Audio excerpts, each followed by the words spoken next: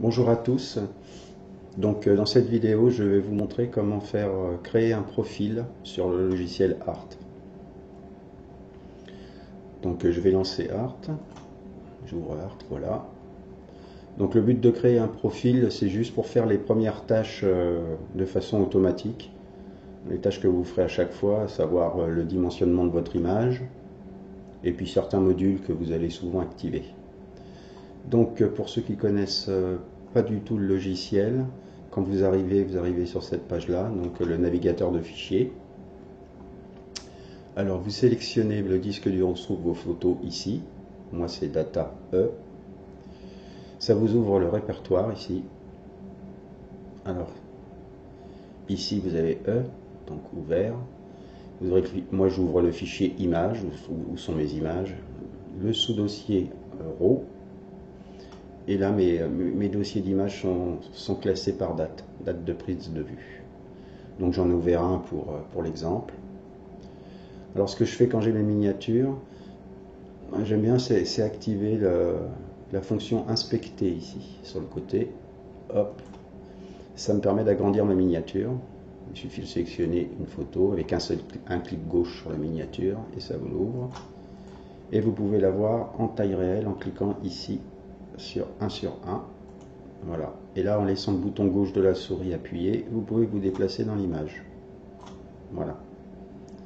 Donc, je me remets à la vue d'origine. Donc ensuite, pour éditer votre photo et la travailler, vous faites un double clic sur la miniature. Voilà. Donc les profils s'affichent ici. Profil de traitement. Donc là, je vais mettre en neutre, ce qui est une image sans aucun profil, pour vous montrer comment créer un profil. Voilà, neutre. Voilà. Donc le logiciel se décompose en 8 rubriques, 8 onglets. Donc vous avez le premier qui s'occupe de la gestion des expositions. Pardon. Ensuite vous avez détails, couleurs. Celui-ci c'est traitement local, effets spéciaux, transformation pour redimensionner et découper des portions d'image. Ici RAW c'est le dématrissage qui transforme votre image RAW en image prête à être travaillée. Ici vous avez les métadonnées. Voilà, toutes les infos sur la photo. Voilà.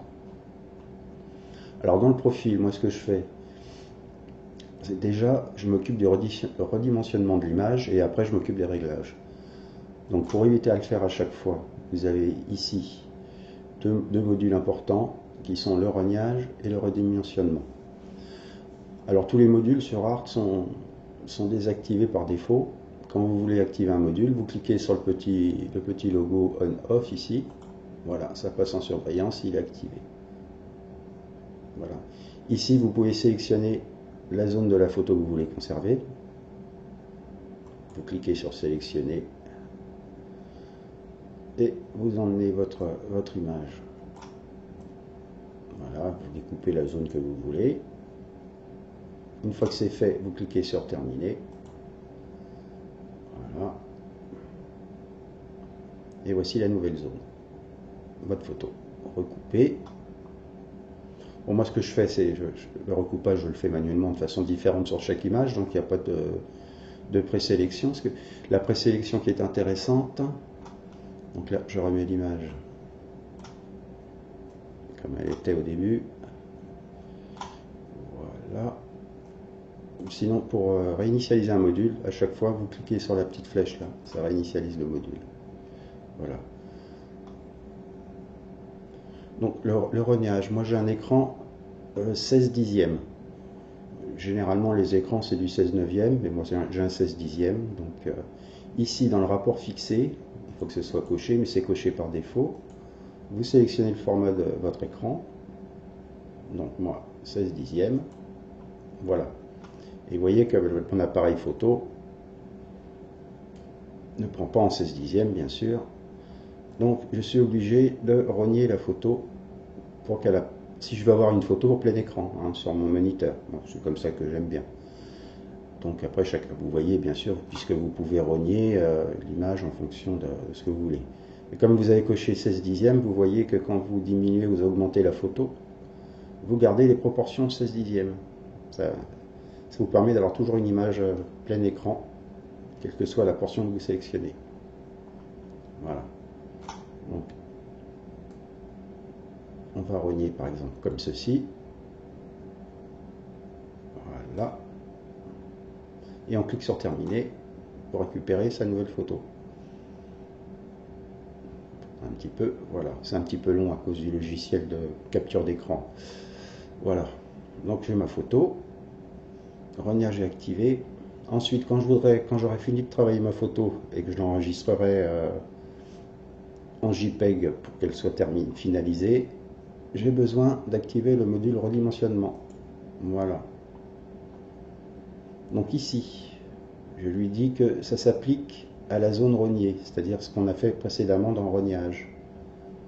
Et là, je lui mets les dimensions de l'image. Donc mon écran 16 dixièmes, il fait 1920 pixels sur 1200.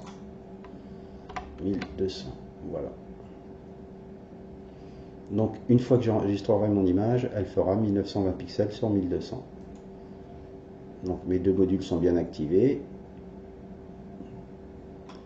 Donc ça, quand je créerai mon profil final, il appliquera ces sélections-là automatiquement. C'est-à-dire qu'il me mettra un rapport 16 dixièmes. Je devrais déplacer sans sélectionner la partie que je veux conserver ou modifier la taille comme je vous ai montré précédemment. Mais j'aurai déjà les pré-réglages de fait. Voilà. Ensuite, pour ce qui est des nettetés en sortie, on verra ça ultérieurement, mais c'est peut-être pas forcément utile de le mettre en profil parce que ça dépend de la photo. Il y a des photos qui n'ont pas besoin d'un rajout de netteté, tout comme la correction du bruit, ça dépend des photos. Donc une fois que ceci est fait, vous avez aussi le dématrissage. Alors moi ce que je fais, vous voyez que c'est la méthode RCD par défaut. Alors moi j'utilise Amaz pour des images qui ne sont pas trop bruitées, c'est-à-dire de 100 à 800 ISO. Pour mon boîtier, c'est bien. Au-dessus de 800 ISO, moi sur mon boîtier, je commence à avoir beaucoup de bruit. Donc je prends Amaz pour 100 à 800 ISO, et si jamais j'ai une photo très bruitée, plus de 800 ISO, ou des photos à 400 ou 800 ISO mais qui se trouvent être très bruitées, je prends LMMSE. Voilà. Bon, le résultat est pas non plus, la différence n'est pas non plus extraordinaire, mais bon, c'est ce qui est conseillé, alors ça c'est à vous de voir. Donc là, en l'occurrence, je laisse Amaz en dématrissage. Donc on a fait le dématrissage, le redimensionnement. Ensuite, après, je travaille ces trois modules-là, moi, c'est tout. Je fais des retouches basiques, un développement basique.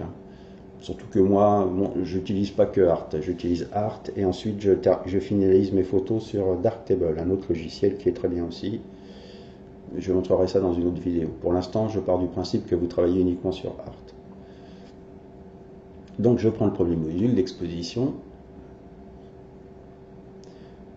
Je clique sur exposition, sur égalisateur tonal et sur courbe tonale. Voilà. De cette façon, ils seront toujours activés quand vous aurez créé votre profil. Je ne fais aucun réglage dessus. Parce que sinon, il va les appliquer à chaque fois. Les réglages dépendent des photos. Mais par contre, les modules sont activés. C'est déjà pas mal. Ça, je le fais manuellement, compression de la plage dynamique. On verra ça tout à l'heure. Ou peut-être dans une autre vidéo sur la retouche. Ensuite, le deuxième onglet. Donc là, il y a le module netteté qu'il faut activer. Voilà, le module netteté. Réduction du bruit, c'est au cas par cas, donc on ne le fait pas. Et moi, j'active toujours des frangés parce que je fais beaucoup de photos de paysages et dès qu'il y a des arbres sur un fond, sur le ciel, il y a forcément des franges.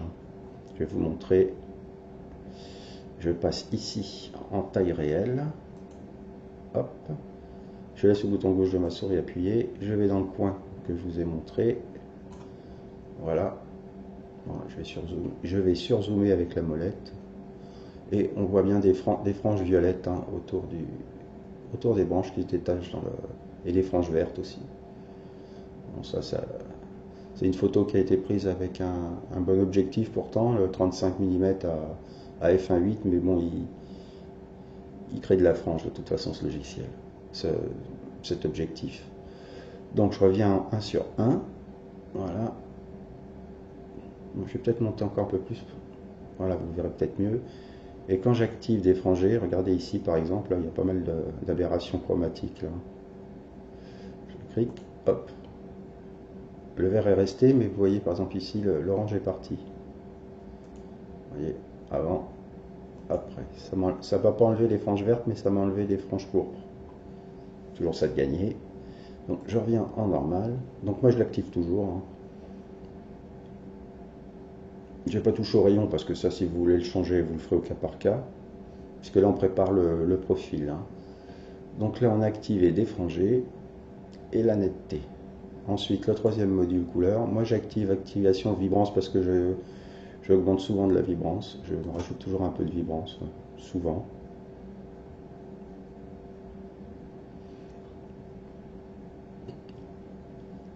Et ajustement lab parce que des fois j'augmente un peu la chromaticité. Ici il faut contrôler, alors ici, moi j'ai un boîtier Nikon. Ça dépend des boîtiers. Le rendu couleur de Nikon et de Canon par exemple sont différents. Hein. Sur Nikon généralement les verts sont plus fluo. Et sur Canon vous avez les photos qui teintent plus sur le magenta et rouge. Des photos un peu plus froides. Donc le réglage, le profil colorimétrique de travail, ça dépendra de votre boîtier et vous verrez à l'usage qui vous correspond le mieux. Moi, pro photo, des fois ça me fait des ciels violacés sur mon capteur Nikon. Donc moi je me mets en sRGB, voilà. Et en profil de sortie en RTV4 sRGB, voilà. Ça vous évitera de changer à chaque fois parce que c'est assez pénible sinon. Et pareil, ce que je ne vous ai pas montré dans le premier module, dans la première partie exposition, ici, reconstruction des hautes lumières. Moi, je mets propagation de la couleur. C'est pas très violent la différence, mais bon, il y a un petit peu plus de punch quand même. Et ici, courbe tonale, comme on l'a activé, je clique sur calcul courbe tonale, suivant aperçu, hop, et je suis en standard. Vous voyez tout de suite la différence. Hein. Là, on a mis la courbe, c'était très neutre. Et courbe tonale 2 se met automatiquement sur standard. Voilà. Voilà, ça c'est les pré-réglages que j'applique moi. Donc ensuite, une fois que vous avez fait ça, si vous voulez que tous ces réglages se fassent automatiquement sur votre RAW à chaque ouverture d'image, vous allez ici enregistrer le profil actuel, hop, et vous donnez un nom. Ici, vous donnez un nom. Avec l'extension .arp qui se met automatiquement. Donc là, moi je ne le fais pas parce que j'ai déjà mes réglages d'effectuer. Je fais annuler. Maintenant, je mets les pré-réglages que j'utilise habituellement. Vous montez avec la molette de la souris, vous vous déplacez. Je vais dans mes profils. Si j'y arrive. Et moi, je prends Yano 1. Hop. Voilà. Donc, comme vous pouvez voir, je suis en Amaz. J'ai les aberrations chromatiques qui corrigent un peu ce qu'on a vu tout à l'heure. Vous voyez que les franges vertes ont disparu, il faut activer aberration chromatique. Donc pensez à le faire, j'ai oublié de vous le dire tout à l'heure. Correction automatique. Là, je reviens en image. Voilà, écran. Le rognage, moi, il n'est pas activé puisque je redimensionne mes images sur Darktable. Mais bon, comme ici, on ne s'occupe que de Art, vous l'avez fait tout à l'heure. Ici, vous voyez, propagation de la couleur. Mes modules sont activés là. La courbe tonale standard, standard. La netteté est activée par défaut. Défrangé aussi pour les courbes, les franges pourpres. Et en couleur, j'ai saturation d'activer. Et j'ai pas activé ajustement lab. J'aurais pu le faire. Voilà, maintenant à chaque fois que vous ouvrez une image, donc je retourne dans le gestionnaire de fichiers, une image que j'ai pas ouverte depuis longtemps, comme celle-ci, double-clic, voilà, mes modules sont activés, je suis bien en Amaz, j'ai les aberrations chromatiques décorrigées,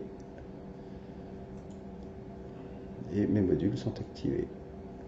Et en couleur, je suis bien en sRGB, RTV4 sRGB. Voilà, donc comme ça, vous savez comment faire un profil de base. Voilà, je vous dis à bientôt. La prochaine vidéo sera concernera mes modifications, mes retouches d'image basiques que j'utilise très souvent. Voilà, à bientôt. Au revoir.